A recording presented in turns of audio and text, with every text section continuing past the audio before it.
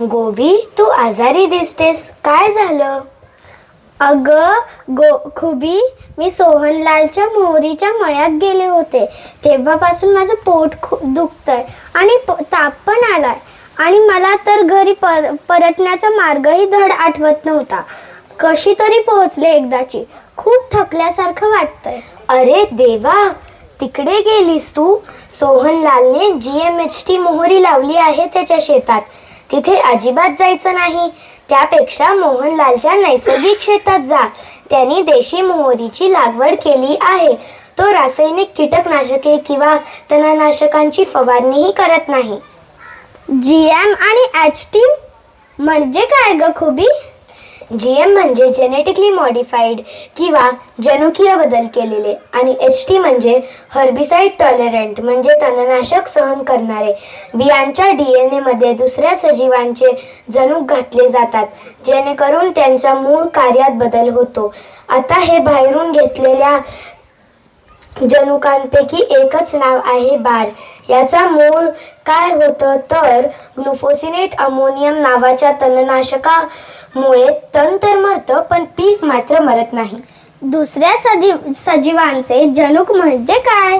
बार, baldness आणि बार्स्टर हे 3 जनुक एका जीवापासून म्हणजे बॅक्टेरियापासून काढलेले आणि मोहरीच्या DNA मध्ये टाकून HT मोहरीचं बी तयार केले. ठीक आहे, तर ग्लुफोसिनेट कसं कार्य करतं? ग्लुफोसिनेट प्रकाश संश्लेषण प्रक्रियेत म्हणजे फोटोसिंथेसिस मध्ये अडथळा आणू शकतं. म्हणून जेव्हा सोहनलाल मोहरी पिकाच्या आजूबाजूला वाढलेल्या तणावर ग्लुफोसिनेटची फवारणी करतो, तेव्हा त्या तणांना अन्न बनवता येत नाही, ते सुकून जातात. असं आहे का? पण जर ते मोहरीच्या रोपावर पडले तर मोहरीचं पीक का मरत नाही?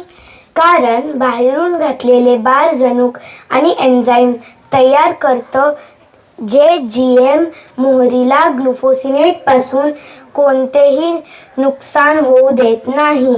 म्हणूनच याला हर्बिसाइड टॉलरंट मोहरी असे म्हणतात. मग तर बरंच आहे ना, बिचाऱ्या शेतकऱ्याचं नुकसान नाही होत. उलट सगळ्यांचं नुकसान आहे. हे बियाणे विकणारे कंपनी सोडून ग्लुफोसिनेट अत्यंत विषारी आहे. हे मनुष्य आणि प्राण्यांमध्ये प्रजनन प्रणाली, मेंदू आणि हृदयाचे कार्य बिघडवू शकतं. बाळ मानसिक आणि शारीरिक व्याधींशी जन्माला येऊ शकतं. जेव्हा ते जमिनीवर पडतं तेव्हा विविध प्रकारचे फायदेशीर सूक्ष्मजीव आणि कीटक नष्ट होतात. यामुळे जैवविविधता मोठ्या प्रमाणात कमी होते. बापरे, आता कळलं की घरी येताना मी वाट का चुकले ते.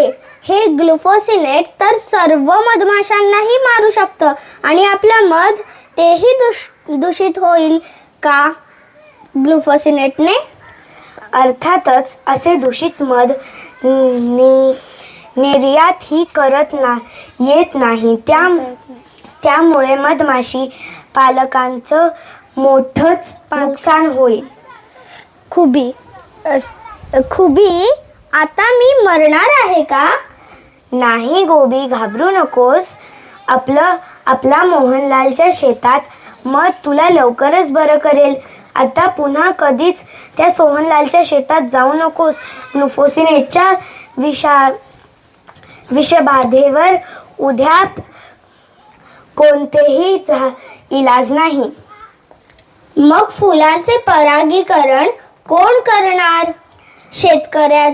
शेतकऱ्याचं उत्पादन कमी नाही का होणार?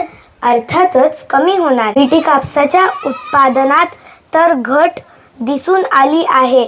अनेक शेतकरी तर त्यामुळेच करबाजारी झाले. पण त्याचा विचार सोहनलालने केला पाहिजे ना.